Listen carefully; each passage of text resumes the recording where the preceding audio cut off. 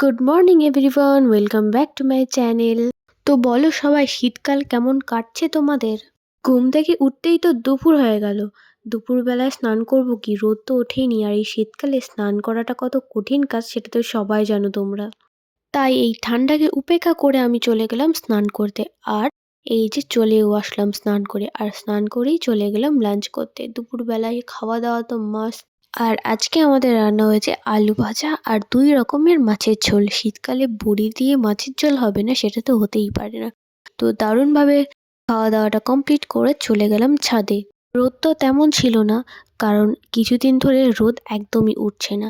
আর এই শীতকালে রোদে বসে বসে লেবু খেতে কেমন লাগে অবশ্যই জানিও কিন্তু। বেশ বসে বসে আমাদের ছাদেই লেবু খাচ্ছিলাম। ওদিক থেকে ডাক পড়লো, কিরে এদিকে আয় একবার। ওই ছাদে দাঁড়িয়ে আর কি চলে গেলাম ওই ছাদে পিসির জন্য একটা লেবু নিয়ে। আর এসে দেখতে পাচ্ছি এরা দুজনে চলে এসে, এই যে পিকু আর ওদিকে কন্টু। দেখো দেখো কেমন তাকাচ্ছে, কিন্তু ও তো জানেই না আমি ওকে দেবই না। আর এই যে আমার হাতে দেখতে পাচ্ছ এই আলুটা, এই আলুটা তোমরা কি নামে চেনো অবশ্যই জানিও। আমরা তো শাক আলু নামে চিনি। সন্ধেবেলা হবে বেগুনি, তাই এদিকে বেগুন আমি কেটে নিয়েছি, ওদিকে মা ব্যাটারও তৈরি করে নিয়েছে। চলো এবার বেগুনিগুলো ভাজা যাক, আর রাত্রিবেলা এটাই আমাদের খাওয়া হবে।